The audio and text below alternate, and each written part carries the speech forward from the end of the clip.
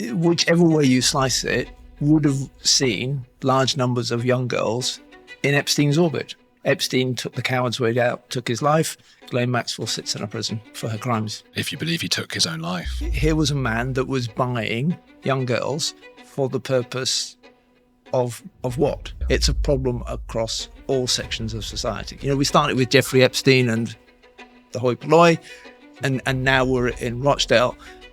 None of us have got clean hands. If you get on that plane, you will end up probably being trafficked for sex. And she just became distraught. You're paying us for her, otherwise we won't let her leave. Oh, shut up. No way. $5,000. The way that they controlled me was they'd take out their mobile phone and go, "Is that your mother? Look at the date. You say anything, you step out of line, they get it." Do we have any indication that there are other Epsteins out there? Is it possible that Prince Andrew didn't know about Epstein? Highly unlikely. Look, you've got Epstein and Ghislaine Maxwell, both were convicted for sex trafficking of young girls. And then you have around Epstein a large number of people, whichever way you slice it, would have seen large numbers of young girls in Epstein's orbit. And even if they didn't make the mental connection of this is sex trafficking, anyone would have said, what's going on here? So, no, I don't think it is possible. But we'll never know because it's never going to go to court. Do you not think? Who knows? I mean, the wheels of justice turn slowly, don't they? But we'll see, you know. But the reason, the moment you start talking about Prince Andrew, everyone then goes to, it's Andrew Epstein, it's the elites and all of that. We're going to talk about modern slavery, which is something that touches my life, touches your life, touches every viewer's life.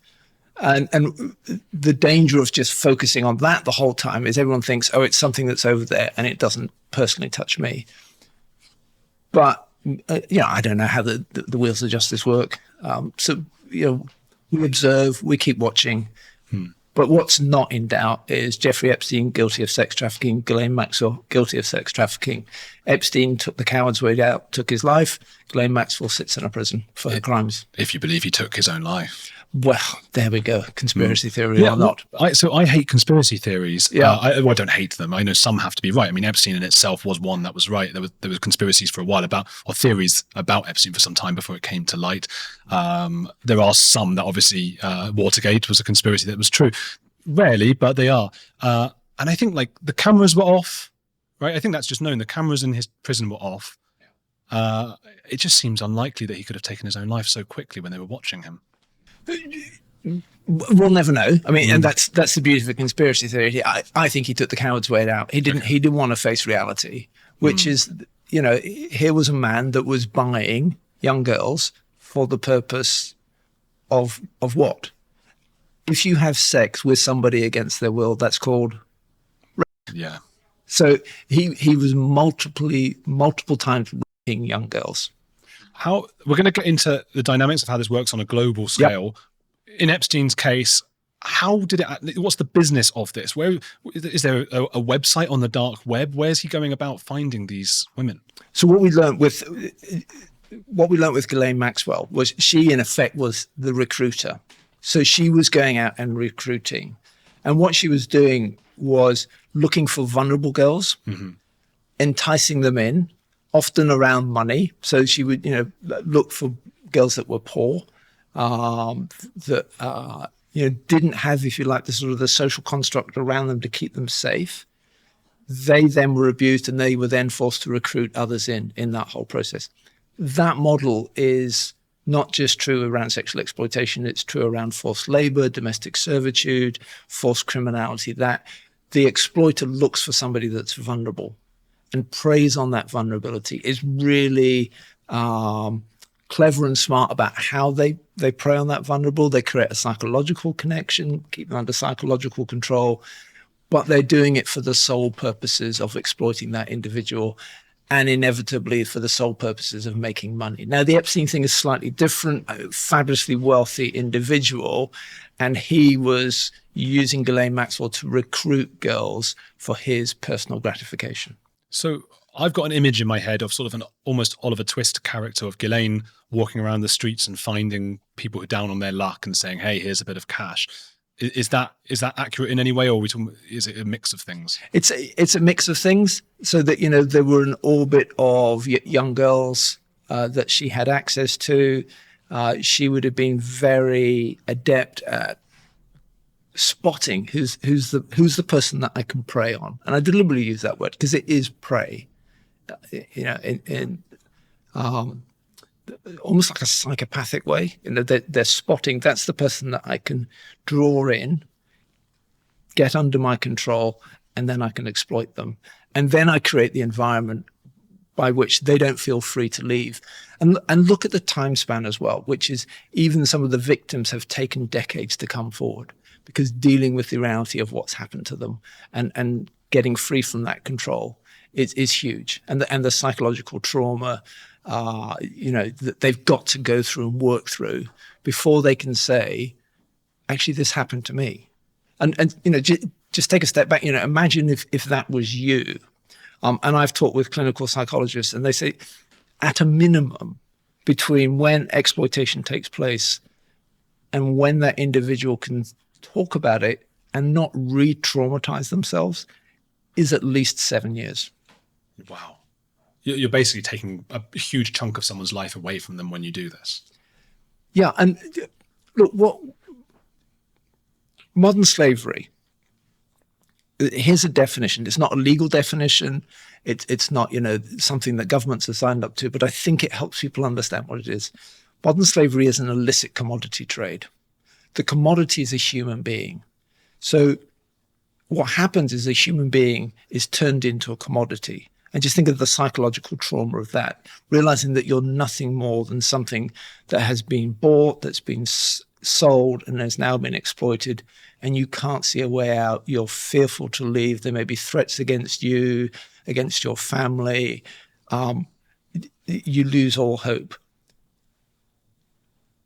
That's what it is. It's the dehumanizing of an individual into nothing more than a commodity in order to make money for your exploiters. Do we have any indication that there are other Epsteins out there? Are you on the lookout? I know most of your work is with ordinary people doing this, but big celebrities, big money people. I don't. But what I would say is, just as with victims, the same is true with exploiters. It can. They come from every walk of society. Every country in the world has got a problem with this. I've met victims who didn't know what a mobile phone was, and I've met victims that have got an MBA, and all points in between. And if you say what's the common denominator, it's that vulnerability quotient. It's either somebody recognized them as vulnerable and preyed on them. So we have like what's called the lover boy syndrome. So this is around sexual exploitation. You know, girl, say in a village in Eastern Europe, guy swoops in, adores her, showers her with gifts. You're my girlfriend. All of this. This go on for a year, 2 years, sometimes. Then, let's keep it to the UK. Let's go on holiday to London. Travel to London, arrive in London, come through passport control or on the Eurostar or whatever. Oh, give me your passport because I'll just keep it safe. You know what the streets of London are like. It's dangerous in that whole process. Why wouldn't you trust, the boyfriend that's been with you for 2 years, adores you and all of that. Let's go and visit this place, or we're staying at this place. Walk into the flat. And I'll make it gruesome because sometimes it is gruesome, and literally sold to the person in the flat in front of them, and then multiple rapes take place in order to, quote, break that individual, and then sold into the sex trade. Oh my God. That's the reality. And you say, well, why does that person take 2 years? Because the payoff, because of the money that they can get for that individual. How much money can they get? Well, I've seen figures like 250,000. What you described, I used to do a lot of videos, particularly on cults, and the cult dynamics of love bombing somebody, cutting off the rest of their family. It sounds really, really similar. Obviously, cults are often run by people with narcissistic disorders. Do you have an idea of the profile of the kind of person who is? What do you call? What are they? Slave traders, exploiters, traffickers, enslavers. All doing the same thing.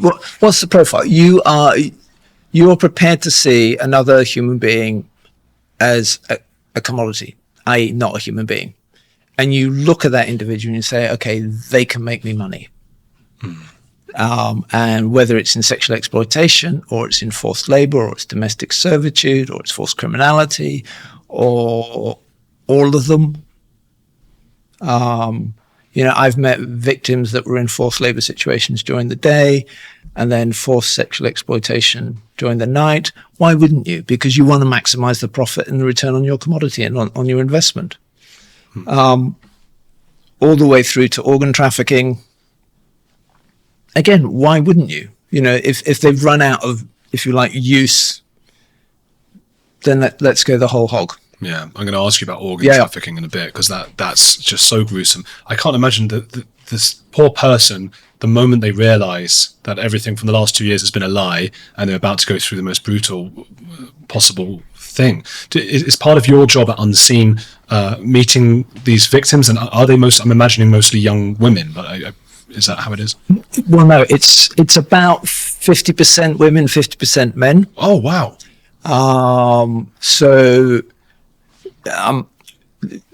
What we do, so we're part of what's called the UK's national referral mechanism. So when people are identified as potential victims of trafficking, they, under what's called ECAT, the European Convention Against Trafficking, are entitled to support whilst the state makes a decision around, is that person a victim of crime?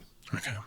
And so that can be accommodation, that can be help with establishing their identity, because they've lost their papers, or rather their papers have been taken off them.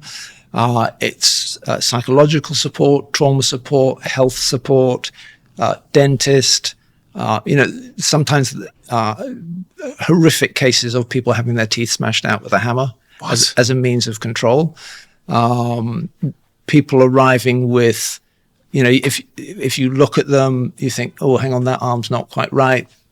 They would have had broken bones, never gone to hospital, not set properly in that whole process, all the way through to all of the psychological terrors and trauma around that. So our services are really trauma informed, really highly skilled staff that work with them. And then also have to work with if they're a foreign national, work with the Home Office, work with police, work with legal. For some of them, they will simultaneously have an asylum claim as well, because it's not safe for them to go back to their country. So it's like they're really complex problems to deal with. So we work with that. We then also run the UK's Modern Slavery Helpline. We just published our annual assessment the other day. A 20% increase in call volumes year on year, nearly 12,000 calls. So sorry, something you were saying before, which I think people don't entirely realize. I mean, a third of my audience are in the States, a third are in the UK here, and a third elsewhere. How close we all are to this. Not just people being sex trafficked, but just sex traffickers just around us. Is that right, that most people just watching wherever they are don't realize quite how close this is to home? So I'll go big numbers and bring it all down to home. So the global estimate now is that there are about 50 million people in situations of slavery around the globe. That's insane. In the UK, we estimate at any one time somewhere between 120 and 130,000 people are held in situations of modern slavery. Last year, the UK, through the National Referral Mechanism, identified 17,000 victims. But it's not then 130 minus 17,000 and in 10 years time we'll be done. I can pack up shop. That 17,000 will have been replaced.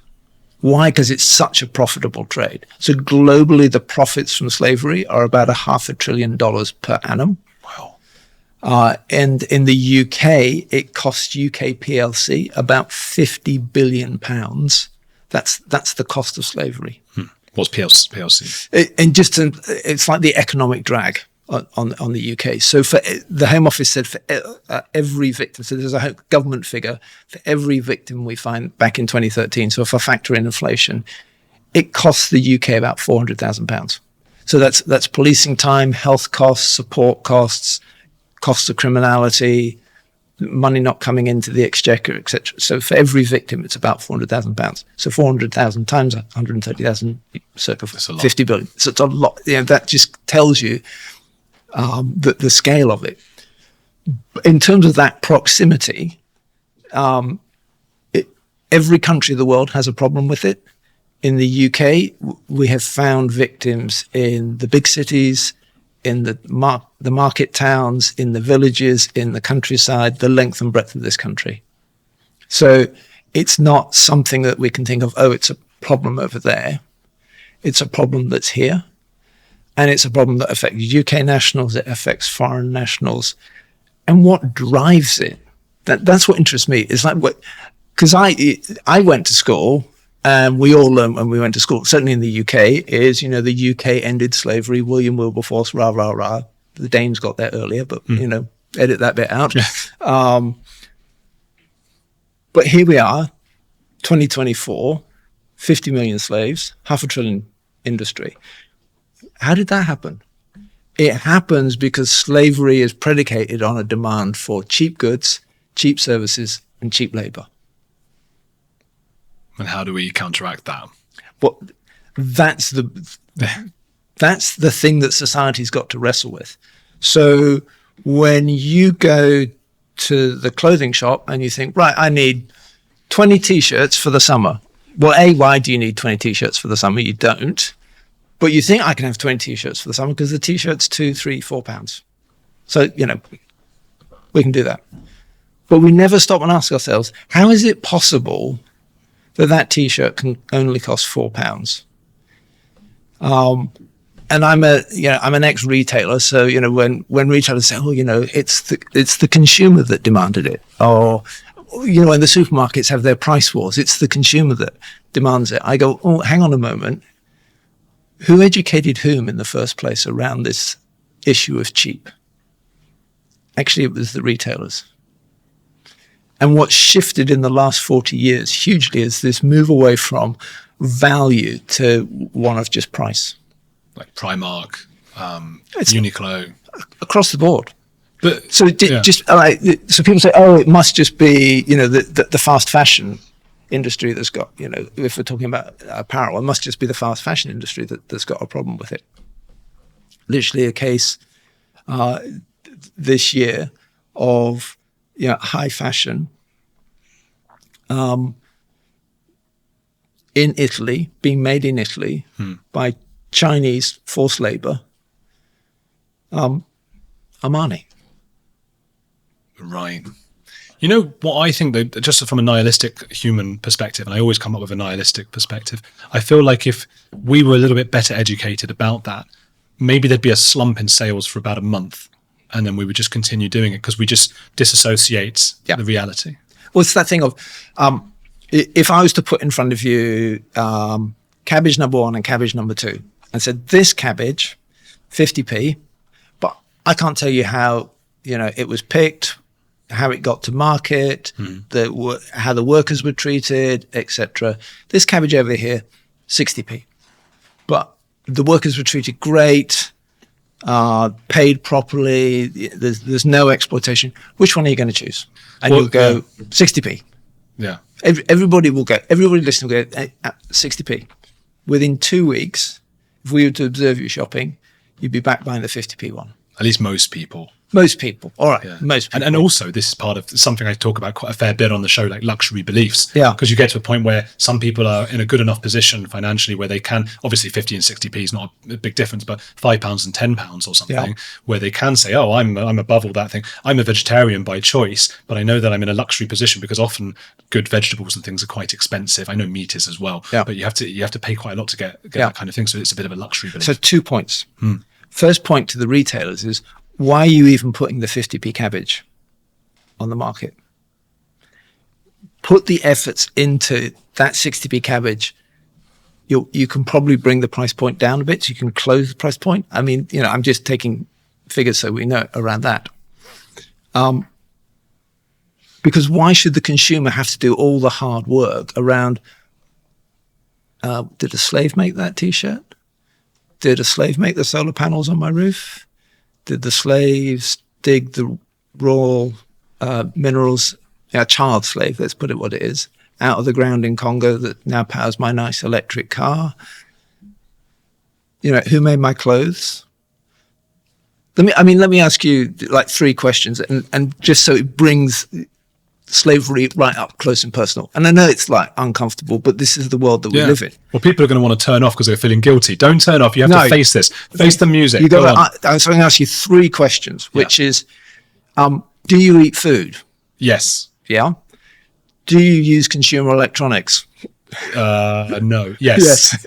And are you wearing clothes? Yes, thankfully. Today, yes. Yes. Yes. Some days not. Yes. Without doing anything, you are personally connected to 40 to 60 slaves that are in the world's supply chains. That can't be. And I haven't talked about car washes, nail bars, restaurants, takeaways, construction sites, logistics, distribution, factories,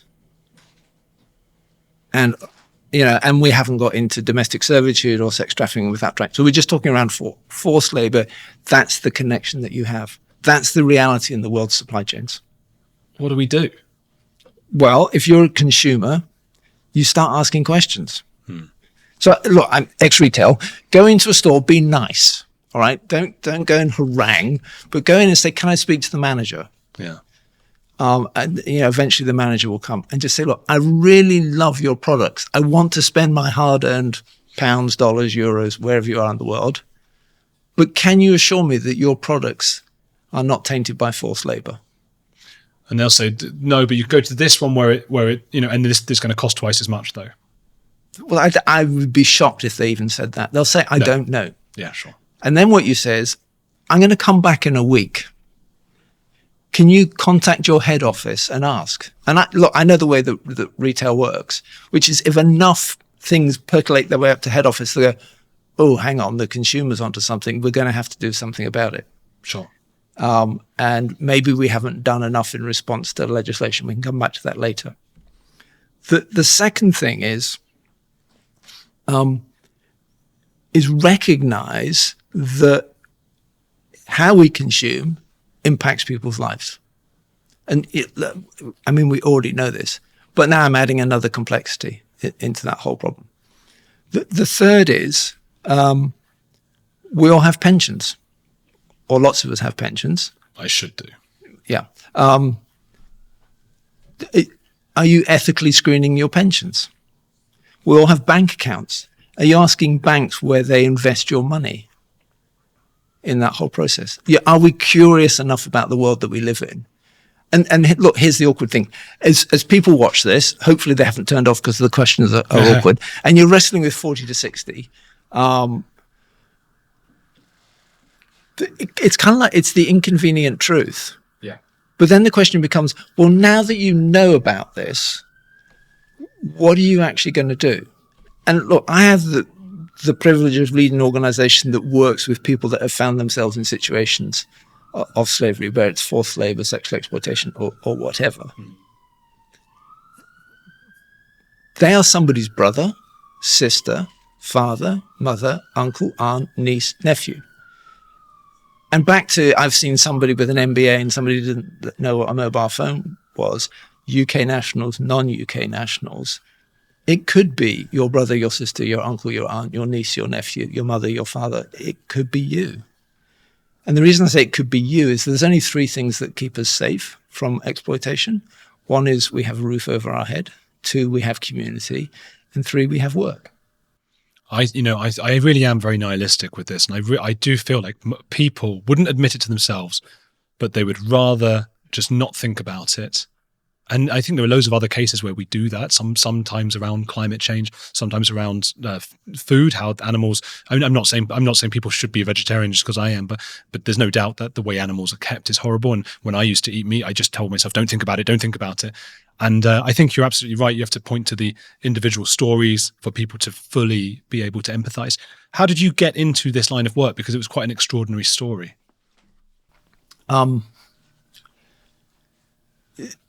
So initially, so I used to work. I worked in lots of different areas.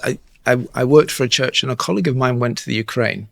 Topical, but this was 2006, 2007. Sure. And he came back with this story, and I'd been to the Ukraine then, and the rule was never put luggage in the hold because it never came out the other end unless you were prepared to give cash for your luggage to get back. So, but this was kind of like a story from the Wild West, and actually it was over in the eastern region where they were in Donetsk, which is where all the fighting's taking place. And he came back and told me this story. He said, well, we'd finished up. We were just in the hotel. We were in the bar, just having a drink, relaxing before we would start the long journey back. And this girl walks in and walks over and says, are you the people that I meant to meet? And I go, no. Why? And thankfully someone asked why. I said, I'm responding to this ad. And it was, in the Ukrainian newspaper, for this job selling ice cream in Central Park in New York for the summer at $80,000.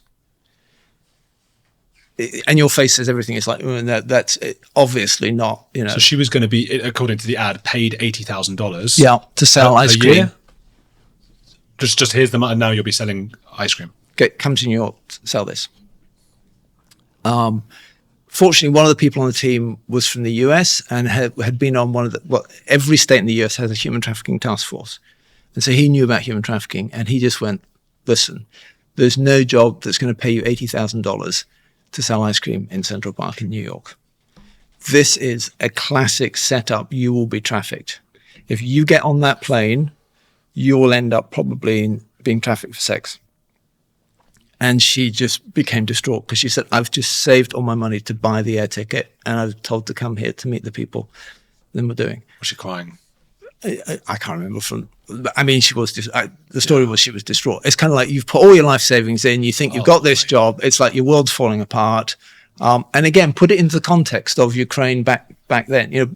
In the late 90s, early noughties, it was estimated something like 400,000 women, girls, predominantly disappeared from Ukraine into trafficking.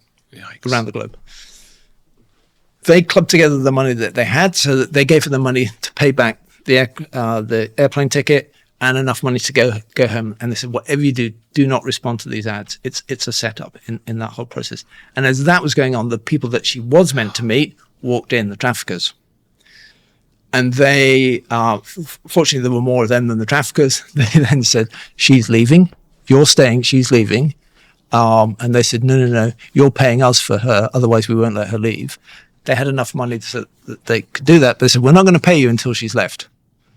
She left, and they kept them there, thankfully long enough so that they knew that she had a chance to completely leave and get out of town, and paid them off. Traffickers left, and then they thought, well, that's pretty wild. Now what do we do? Within 30 minutes, the traffickers had come back with the police who were in on the trafficking ring. Oh, my God. And they just said, no more money, we're leaving, etc. Forget it, and left. So that was the story that came back. And I went, okay, that's a pretty wild story. And what do I do with that kind of thing? Because back then, like, trafficking, what is that, We had also, for a number of years, worked on the social orphan problem in Ukraine as well. And so what happened and still happens in the Ukraine is social orphans are in orphanages until 16, and then they get turfed out at 16. And the team came back, and one of the team came to me, again distraught, and said, look, we're just setting we work with these kids year in, year out, and then at 16, their world falls apart. And so I started asking questions like, well, what happens to these kids at 16? And the authorities didn't want to say, and all that. And she pushed and she pushed and she pushed. And eventually they said, well, at best it's prostitution. Lots of them become drug addicts, but lots on turf out day, the Mercedes are lined up outside. And they're the traffickers. And they come out and they get enticed into the back of the Mercedes and they're driven off and they're never seen again. So these are wealthy people. I know I asked you before. No, not the traffickers. The traffickers are wealthy, yeah. Because I asked you before about the profile, I think the psychological profile. Yeah. What about the profile? I mean, who are these people? Are they, I mean, when they're in, obviously it's different in Ukraine to the UK, but are these the mafia? Are these... Look, some is organised criminality. So, you know, the National Crime Agency in this country or the FBI in the US or the equivalents around the globe would say, yeah, serious organised criminality is involved in this. Others are mom and pop operations. There was a case in Rochdale up near Manchester. Yeah. Literally, there was a granny in Romania that was recruiting girls, sending over to her son and nephew who were running the illegal brothels. The evil is just inconceivable. Yeah. It's just outrageous. This is, again, I watch movies like this. There was the new Wonka, for example, has a storyline a little bit like that. And I'm just like, well, that's not a realistic portrayal of a human being. They wouldn't do that. And yet they do. Yeah. Christ. Do you work as well? I mean, because you mentioned Rochdale, of course, and there's the grooming stuff going on at the extreme end of certain facets of Islam. Is that something that you would look into, Maggie Oliver's kind of terrain? I mean, in essence, what Maggie's dealing with is child sexual exploitation. And is covered under, you know, what is now called the Modern Slavery Act in that whole process. So it is the recruitment, often by means of deception, for the purposes of exploitation, for the purposes of making money. And look, it's not just a problem in Islam. You know, if you look at the hard numbers, it's a problem across the whole of society in the UK. So it isn't. I know there's been a lot of media focus on the Asian Pakistani community in Rochdale and everything else, but there were cases in Bristol, cases in Blackpool, cases in Telford, cases in London, cases in Glasgow. It's everywhere. It's because Maggie said something that contradicts that. Because I heard you say that on Sean Atwood's channel as well, and she was saying that it is very high, the British Pakistani, the percentage of those who are sort of taking these girls. So I suppose it depends on the sort of stats you're getting. Yeah, look, I did a report looking at what was the scale and the nature of modern slavery across the whole of the UK back in 2011 to 2013, which became the catalyst for the Modern Slavery Act. And we looked at the level and the prevalence of child sexual exploitation. And it was the length and breadth of the UK. Every police force recognised that there was a problem with it and was struggling to deal with it. And it wasn't exclusive to any particular part of society or any particular nationality. And the facts, when you look at both the prosecutions and what we know about it, that holds true. There are certain towns where you would have a higher percentage of certain nationalities that I think then when you slice and dice, you can make statistics, damn statistics and lies, blah, blah, blah. Sure. You can make it work that way. Yes, it's a problem, and I think it's recognized that it's a problem within certain parts of the Pakistani community, but it's a problem equally in white British communities. You go to the States, you could say exactly the same in that whole process. I think it's important that you say that, and also, of course, not all Muslims. I've often had a problem with any kind of extreme, when it gets to the extreme religions, cults. That's when a lot of this stuff goes on. I've done a lot of work interviewing people, in Jehovah's Witness communities, Mormons, Hasidic Judaism, and extreme Islam. It does feel like, and again, it's not even necessarily a wider Islam problem. It seems to be very much concentrated on Pakistani Muslim, British Pakistani Muslims in the UK. I don't know what reason that might be or what's going on. Do you have any thoughts on that? I mean, I've read academic papers on it. I've listened to, I know what Maggie Oliver says on it. From the research that we did when we were looking into slavery across that, there are some cultural issues at play in terms of, what happens, or the cultural perceptions in one country have remained, in the diaspora community around that. But look, let's not kid ourselves that it's a problem unique to the UK. It's a problem everywhere in the globe. Yeah. It's a problem across all sections of society. We started with Jeffrey Epstein and the hoi polloi, and now we're in Rochdale. I'm just telling you, every other point between it, back to my 40 or 60, none of us have got clean hands in any of this. And we might say, okay, I'm not a perpetrator, I'm not a trafficker, but the way that I consume, the world that I live in is, has this element of 50 million slaves. Yeah. And we have to reconcile with that. And Yeah. It's not an easy thing to think about. No. And we have to start. These are the difficult conversations we need to have. Yeah. Tell me about, was it Robert? It's not the real name. There's a story about somebody called a 6'6" man. So let me end the story of how I got into this.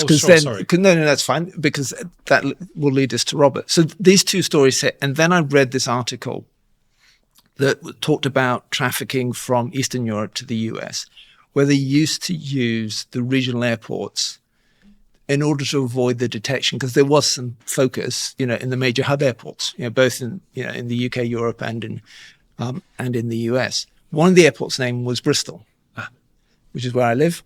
I went, oh, hang on. And in my brain, I went, oh, Ukraine story number 1, trafficking, Ukraine story number 2, trafficking. Now there's this article, trafficking, but it's Bristol. And because we were doing a lot around working with the poor and the marginalized and all of that, I did what I thought was normal. So I wrote to every single councillor, every single MP and the chief constable and said, I've become aware of this issue. I'm joining the dots in my head. What's going on? A whole list of questions around that. Great. And out of the blue, I then got a call from a very senior police officer who invited himself to coffee. And it was one of those calls that you can't refuse the coffee invite, even though they were coming. And he came. His name was Steve. And we literally he walked in and he said, okay, I'm going to tell you everything. We had a 4-hour conversation, and it was like he lifted a lid off the city and then a lid off the UK. And what he was frustrated with is he said, look, we're aware, and this is 2007, I think, from memory. At that time, he said, look, we're aware of 65 to 75 illegal brothels, residential brothels in the city of Bristol. Christ. We know that the women in there are victims. All we can do back then was we can kick a door in, we arrest the women, because that's the only way we can take them out. So I'm conflicted because I'm arresting a victim. We stick them in a B&B and a hotel overnight to keep them safe. They disappear. We know they've gone straight back to their trafficker. They'll be moved to a different part of the country. Case goes cold. So I'm frustrated as a copper because I can't get after the bad guys. I'm conflicted as a human being because I've arrested a victim, and I now know they're back in exploitation. And at the end of that, he said, look, you've written this letter that has raised a whole loads of questions. And if you wanted to get the powers that be talking about it and focused on it, you've achieved it, retire happy. Okay. He said, but look, any idiot can write a letter. I thought, that's a bit rude. Yeah. Huh. He said, but what are you actually going to do about it? And look, I've always had a bent towards social justice. And without thinking about it, I said, what do you need? Sometimes you see the words tumbling out of your mouth and you're thinking, hang on, did I just say that? Yeah. And he almost without thinking, he said, look, I need safe housing. I need to be able to put these victims somewhere safe where they've been cared for. Because I know if we care for victims really well, they're more likely to engage with us. They're more likely to then help us identify who the victims are. I'm then a happy copper and I can go and arrest the bad guys in that whole process. And again, the words tumble out of my mouth. I said, okay, I'll do that.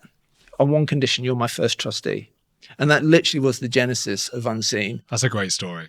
This woman that had been working the social orphan problem, Kate, she was a teacher, and she came a short time after that, and she said, I'm done with teaching. I'm not quite sure what I'll do. I'm around for the next 3 or 4 months as I work out what I want to do with my life. If you've got anything interesting I could do, I said, do you fancy opening a safe house? I haven't got a clue, but I've just agreed to do this. And she said yes. And that literally was sort of words tumbled out of my mouth in response to understanding more about the issue, and then saying, okay, we'll do that. I mean, we had no money. We didn't have a clue what to do. But the great thing was, because Steve was connected and senior enough in the police force, I got into what was then SOCA, which is now the Serious Organised Crime Agency. It's now the National Crime Agency. And I got a bit more understanding of what was going on, got me into the Home Office. So I ended up reading vociferously, trying to understand what was going on, becoming more appalled at the scale of it. And what we said right from the get-go was, look, we're not just going to be a charity that is just going to do lots of safe housing, because that is an acceptance that shit happens.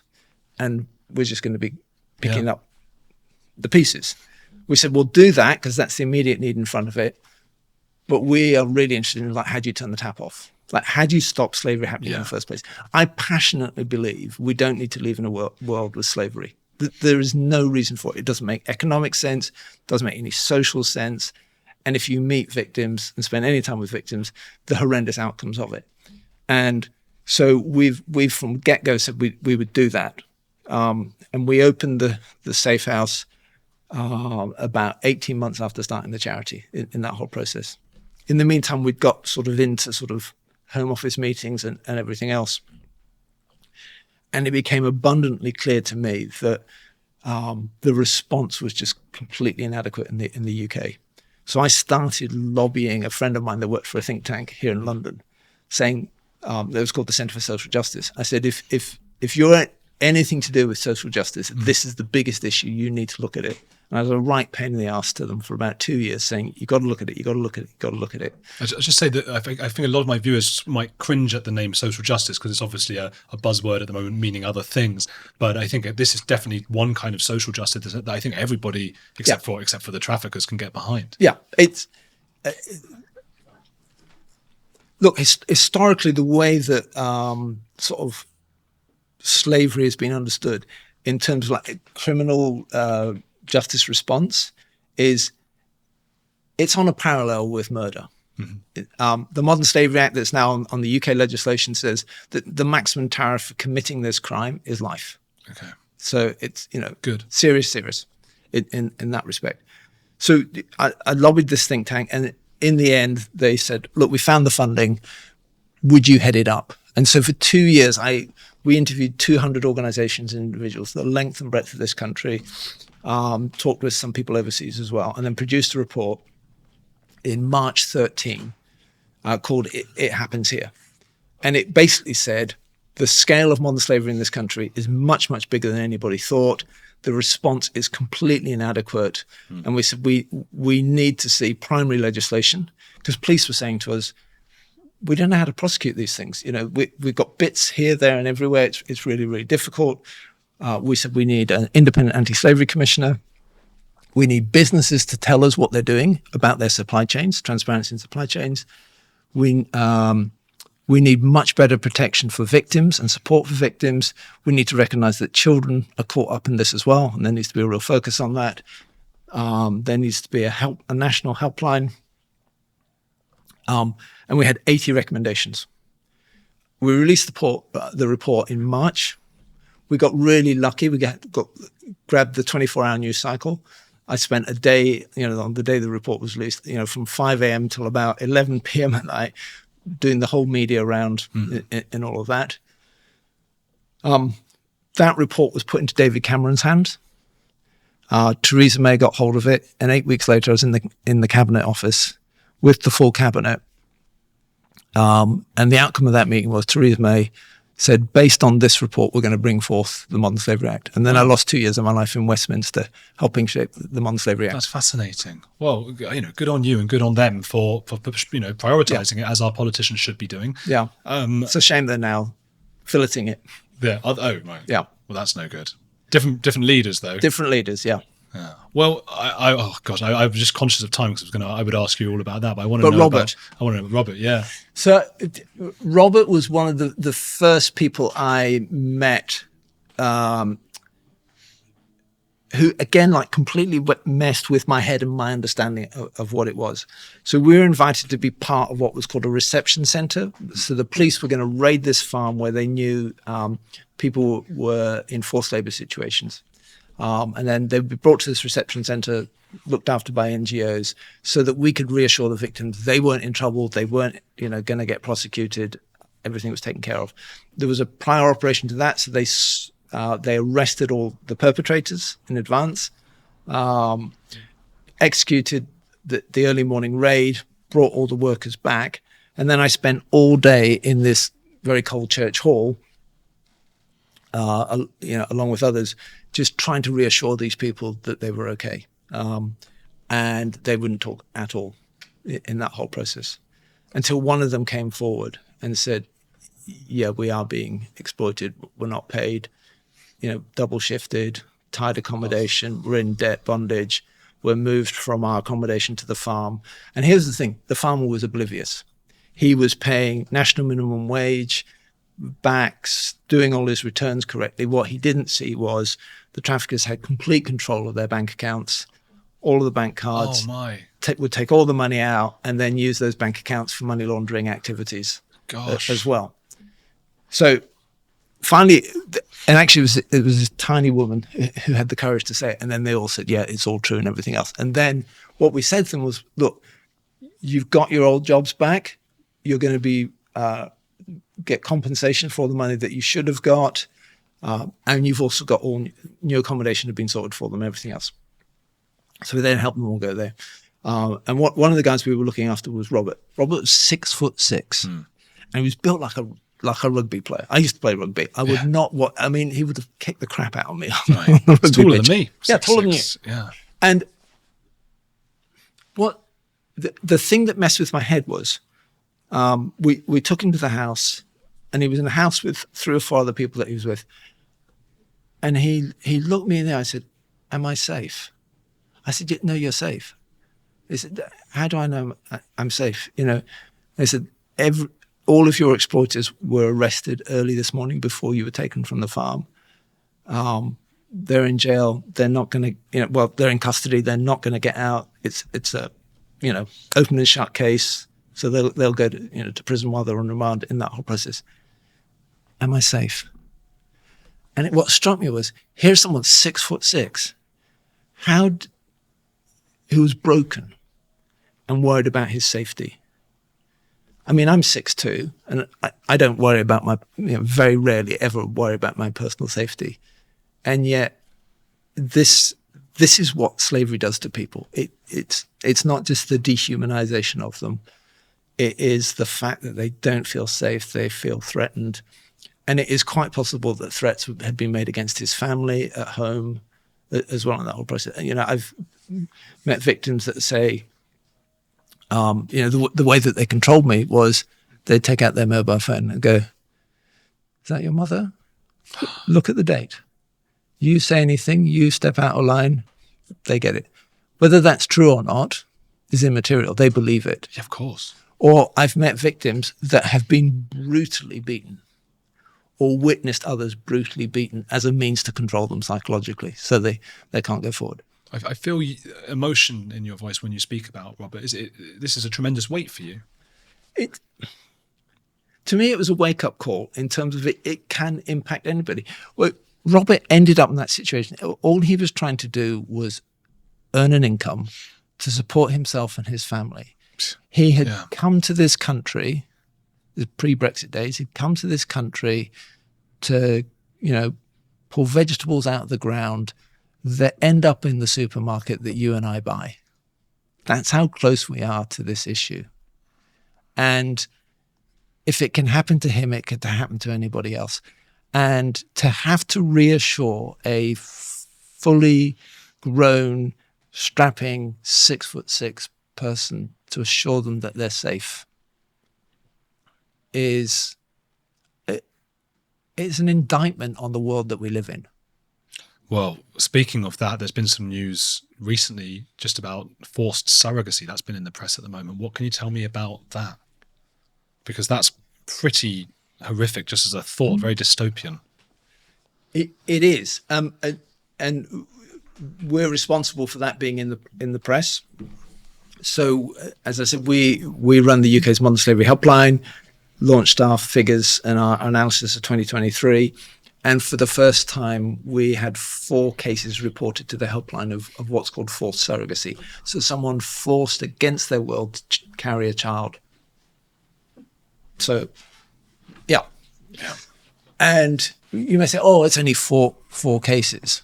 But what we've learned over the years is that what happens is these anomalies pop up. And we've learned that, okay, we need to just say, we've seen this. We're not hyping it or anything else. We're saying there are 4 cases, so it's happening. What we often find is because we then say that, others then come forward and go, okay, I'm going to call the helpline because that's my situation, or I'm aware of that situation. Now, my hope and my prayer is we don't get any more calls about it and it is an aberration. But if it is something, then there's a number of things. One, it just shows that there is nothing that exploiters will not do in order to make money, in order to exploit people. But then it becomes an issue of, okay, we need to make sure that the NHS are aware of this. Because are these people going through the NHS services? Midwifery and everything else. What are the telltale, can we glean anything from the information that we've got? And remember, we only get the information that we get and what people are prepared to tell us. But is there, are there any patterns, any analysis, anything that we can just share so that people go, oh, hang on, if there's that, I just need to be a bit more curious, ask another question in that whole process. It's a shock to hear, but it's not a surprise that it happens, I think, because you've already established people will do anything for money. They'll completely dehumanize people, treat them just as objects. I know from investigating Scientology that you're taught to just see your children as little workers who will help. And that's a lot of cultures that do that. China, the one child policy, of course, they drowned daughters because the boy was more useful to them. And we know about the celebrity surrogacy stuff going on. I mean, what do they pay to have a child in their life? There must be a huge number on that for a black market. Well, we know that we know that exists. I think what we're seeing is people saying, "I'm being forced to do this against my will," but it's a bit like organ trafficking. Mm-hmm. This year there were 3 new trends that we said.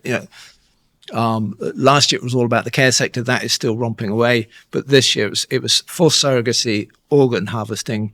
What a world we live in. Yeah. And there's a brilliant film by a Canadian filmmaker who goes to this village in Indonesia, and every single male in the village has a scar here. Oh my gosh, on the side of their chest, for those listening on audio. And what they were told was, we'll give you don't need both kidneys. True. My mother only has 1 kidney. Right. So we'll give you $5,000 for your kidney. You live in a village in Indonesia. That's okay.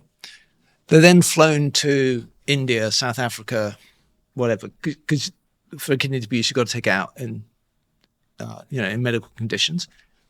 Go through the whole operation. It's all done and everything else. They come to, oh, here's the bill for the operation. Oh, shut up. No way. $5,000. And then they're flown back. Oh, those poor people. And then they don't have access to the drugs that you do need to take if you've only got 1 kidney in that whole process. Oh. Doesn't end there, though. And you and I have seen it in the press, these stories of people that go overseas to avoid the wait for a transplant. You can go and buy your kidney, go to South Africa, India, whatever. Anything. Don't ask where that kidney came from. The thing is, if you need a kidney, you need a kidney. You're going to get it anyway. If I needed a kidney and I'm told that was taken from somebody it shouldn't have been taken from, I think I don't want to die. No. But how is society going to deal now that I've thrown into the mix that awkward information? Yeah. Does that justify I need a kidney? That person's, they didn't even get $5,000 for their kidney in that whole process. It's horrible. Or is the question that we need to ask is, we have a problem with organ donation. So you have to opt in this country, don't you? Yes. To have your organs out. Well, why not just flip it? You're in unless you opt out. I would do that. Yeah. Yeah, I'm on board with that. That would significantly reduce the waiting lists. And then we wouldn't be going for these cheap. Yeah. Oh, okay. So it's the same thing over and over again. Cheap goods, cheap services, cheap labor. Because some people, cheap organs, religious beliefs and things, and also it is something that we don't like to think about dying and people taking organs out of us. It's a horrible thought. And there's something about taking and actually checking yes on a thing, which is like, oh, I don't want to think about that. Yeah. Whereas if it was just already the way, and you have to check no. Yeah. So many people would just, okay, well, I'm not thinking about it. I don't want to think about it. Yeah, it's the whole psychology of how what is the question that you ask people in that whole process. But we live in this interconnected world. I hope people have picked that up. 40 or 60 slaves, organ, etc. What's my personal responsibility? What are the decisions that I make? What are the things that I do that have an impact on my fellow human being?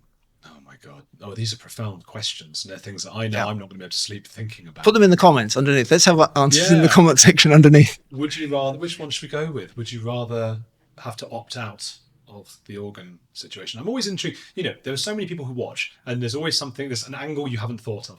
So somebody will be upset with us and say, no, but by all means, tell us why that might not be a good idea. I've got another question for you, but before, just tell me, where do you want people to go after watching this? So you can check out what we do at our website, unseenuk.org. So please do that. Follow us on all the social media channels. I'm sure we can stick it in the notes underneath around that. Support us as a charity. I get to say that as a charity, don't I? Look, it's an unfair fight. I'm fighting a $500 billion profitable industry. Last year, globally, we spent $380 million trying to tackle modern slavery. It's a massive, unfair fight.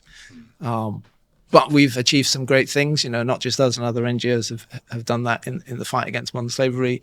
I remember when, going back to like the Modern Slavery Act, I remember sitting in the Home Office and they said, you'll never get primary legislation. You definitely won't get transparency in supply chains because we're in the middle of a business red tape challenge. An independent anti-slavery commission, you're not going to get one of those. Helpline, not one of those.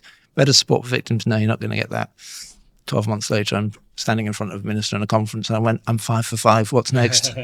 What's next? You like a challenge, and you're doing, you're doing amazing work. You're saving lives. Tell me, who is a heretic you admire? So my heretic is a person called Bishop Oscar Romero, who was a El Salvadorian bishop who was killed. And I studied him when I was at university, and I've continued to study him. And he made this statement, which, sometimes people say something and it just slaps you across the face and it just doesn't let go. And he said this, and there's a military junta oppressing the people. He's speaking out against it. And he'd been on a journey. He was like a complete right wing, mustn't say anything to upset everything else. And then a friend of his was murdered, and he had to bury him. And he was murdered because he was speaking out on behalf of the poor. And a few years later, he says this. He says, when I feed the poor, the government love me. When I say, why are they poor? They call me a communist and they will kill me. And the government murdered him a few years later in his church. Oh my God. What an amazing story. What a beautiful example of a heretic. Yeah. Well, Andrew, thank you. And people, please do go check out Unseen. You can go and help. I mean, that's all we can do. We've got to help with some stuff, don't we? And find. Have you got Twitter as well? Yeah. On X, Andrew Wallis. Go have a look. Do all that stuff. Keep watching this channel. Hit the like button below as well. And here's a similar kind of video for you to continue watching.